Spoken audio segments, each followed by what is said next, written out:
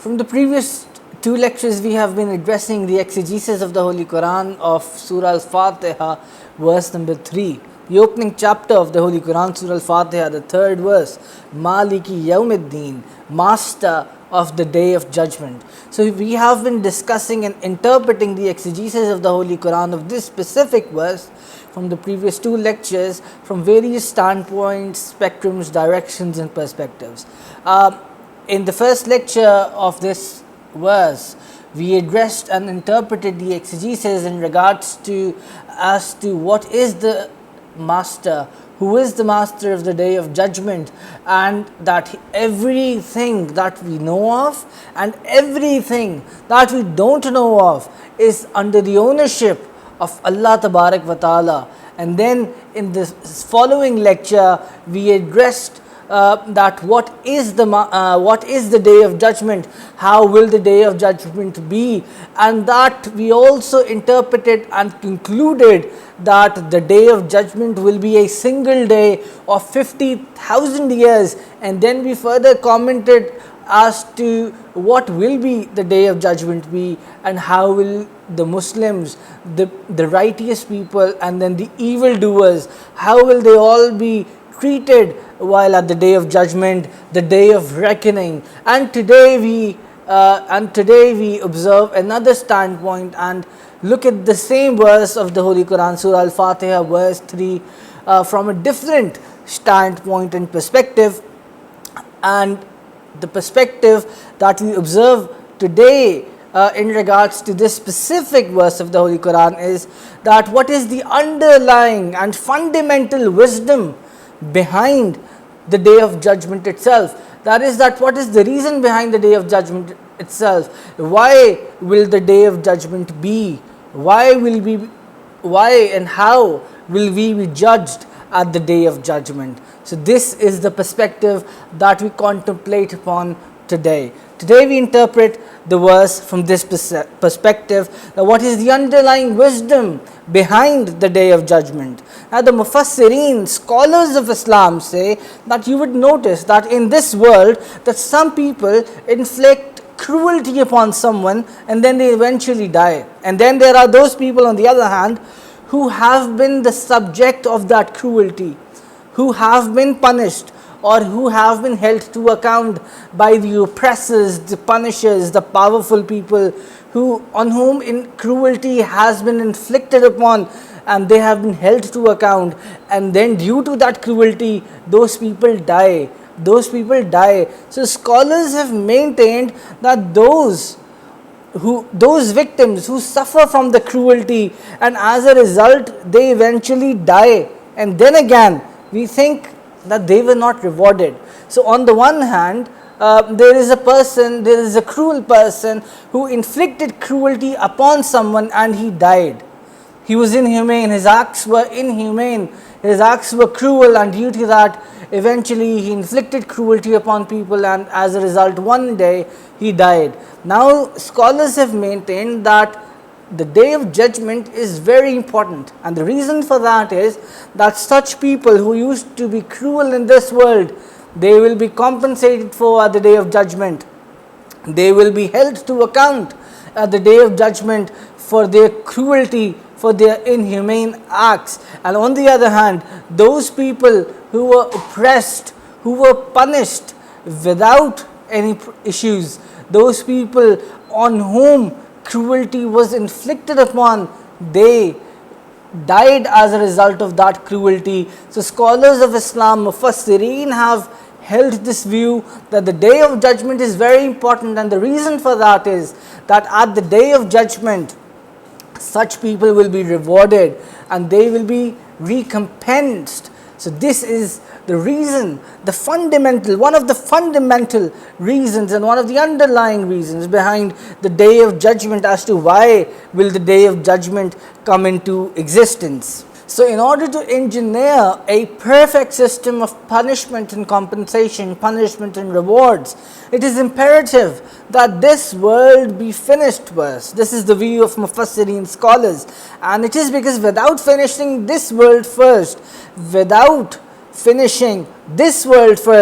the law of punishment and compensation, rewards cannot be adequately implemented. So when the deeds of people have been completed, it is only then that we can, in the most appropriate manner, be held accountable for our deeds, whether good or bad, at the day of judgment. For instance, let's take an example of Qabil.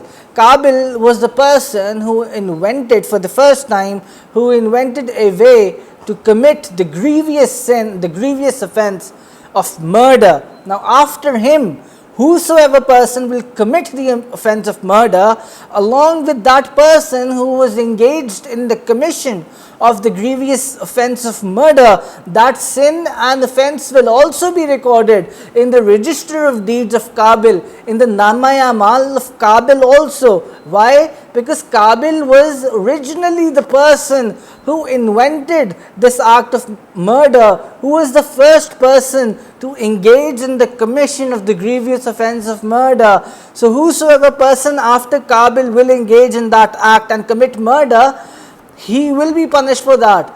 But a deed, an evil deed, will also be recorded in Qabil's register of deeds as well. So until and unless, the thing to understand is that until and unless the last person has not engaged in the commission of murder, until and unless the cycle has not stopped, until and unless the chain of murder has not stopped, Qabil cannot be adequately compensated for his evil doings.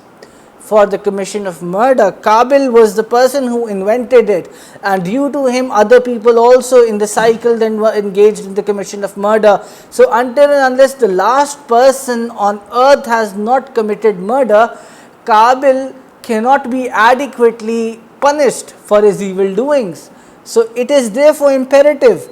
The scholars have maintained that the day of judgment is very important, because on the day of judgment this world would have ended, and since this world would have ended, the last person to commit murder would have already died. So the last murder would have been done, and therefore it would be possible at the day of judgment to exactly and precisely calculate the deeds in Qabil's register of deeds, his evil doings.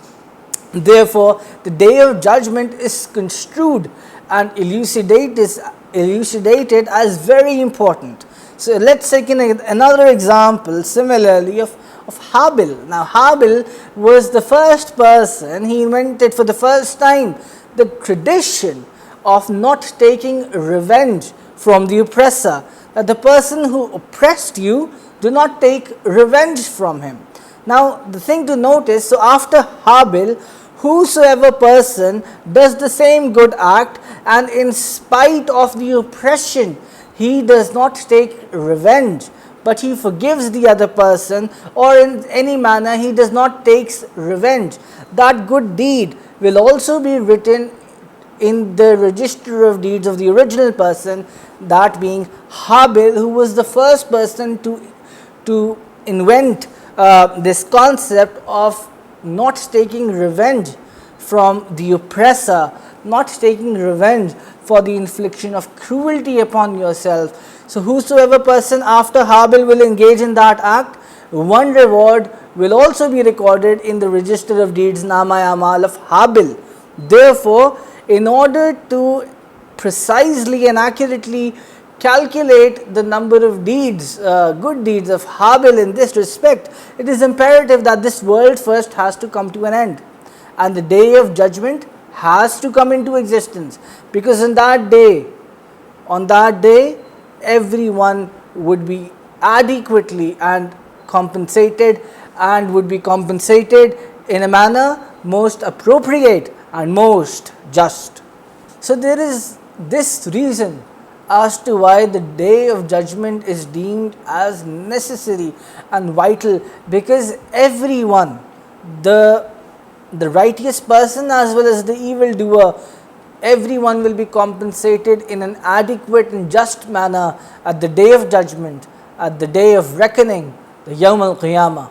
Let's take another example. Another example is that, for example, X taught Quran to Y. X taught the Holy Quran to a person Y, who in turn further taught it to a person Z, and so on. The cycle continues. Now since X was the originator who for the first time had taught Quran to Y, every other person who will follow in the chain and will learn Quran, X will receive a reward for that good deed of teaching the Holy Quran, because he was the originator who taught the Quran for the first time in the first place, right? So it is due to this reason that this cycle continues. So it is in this way that everyone will be compensated, and it is due to this that the world first has to come to an end, because it is only when the world will come to an end will X be compensated and rewarded in a justified and most appropriate manner. So for example, let's take another example. The results of the exam will only be released when the entire exam has been done and all of the students have done their exams. The results will not be released halfway during the exams, right? So all of the exams has to be done first. It is only after the completion of results that all students will complete that the exams. It is only after the completion of exams that the results will be released. So it is in this manner that the day of judgment is. So this world has to come to an end first, and it is only after that, when this world will come to an end, that the results of our doings will be released to us, and that will be on the day of judgment.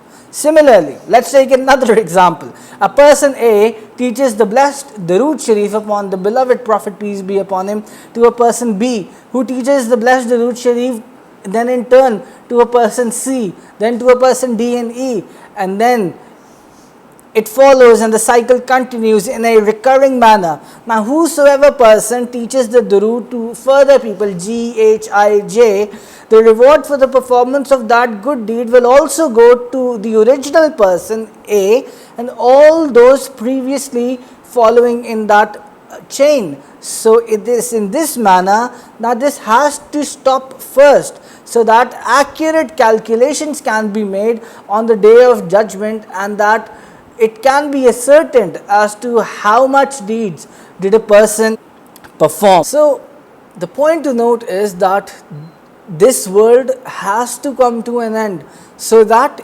everyone can be compensated for his good or bad deeds at the day of judgment in a way most appropriate and most just. Let's take another example. There is a person who gets a well constructed outside the mosque for the worshippers, and then after getting the well constructed, he dies. Now even after he dies, whosoever person goes towards the well and takes water out of that well and drink it, there will be reward recorded, a good deed recorded for that person in his register of deeds, in his Nama-e-Amal, even after his death. So this cycle and this chain has to come to an end, so as to ascertain his number of good deeds. So the last person has to drink from that well, so that his deeds can be recorded, the person who got the well constructed in the first place, in the most appropriate manner. So it is in this world that the world has to come to an end, so that everyone can be compensated for their good or bad deeds, good or bad rewards, whatever that is, good or bad deeds, in the way most appropriate and most just, so that the scales of justice can weigh our deeds in the most appropriate manner. Now the above mentioned examples were from a logical point of view, from a logical reasoning that followed. Now let's observe the reasoning of Sharia in this regards. Now the reasoning of Sharia is that this world is an examination center. This world is an examination center, and it is in this world that we are being examined. It is in this world that we are being examined, and our deeds are being recorded in the register of deeds, and that we will be held accountable for our deeds at the day of judgment. Either we will be punished, or we will be rewarded for being obedient or for being disobedient. So it is an examination center.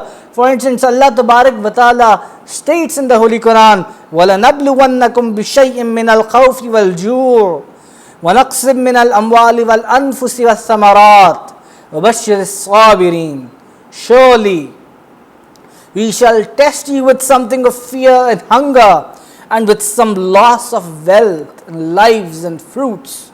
Now this is Allah Tabarak wa Ta'ala who is explicit and who is explicitly stating in this blessed verse of the Holy Quran that surely we shall test you with something of fear and hunger, and with some loss of wealth and lives and fruits.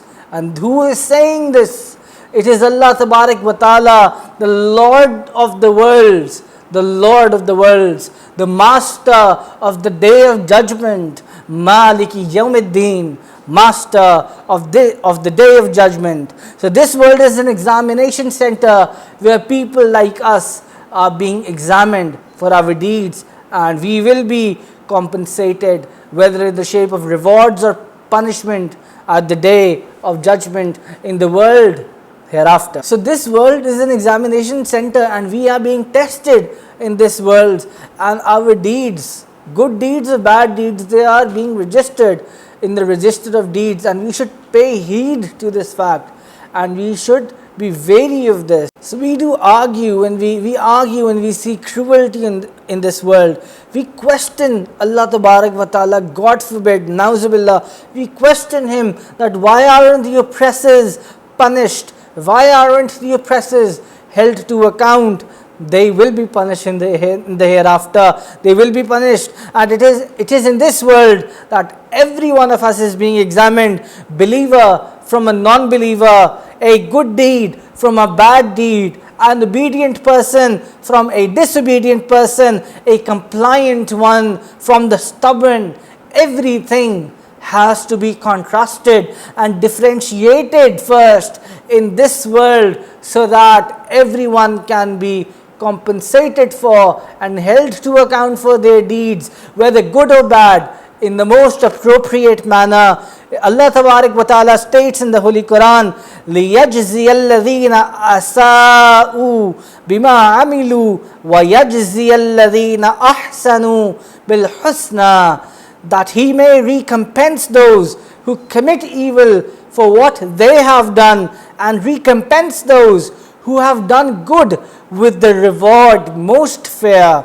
And similarly, Allah Tabarak wa Ta'ala states in the Holy Quran at another instance, أَمْ حَسِبَ الَّذِينَ اجْتَرَحُوا السَّيِّئَاتِ أَن نَجْعَلَهُمْ كَالَّذِينَ آمَنُوا وَعَمِلُوا الصَّالِحَاتِ سَوَاءً مَحْيَاهُمْ وَمَمَاتُهُمْ سَاءَ مَا يَحْكُمُونَ.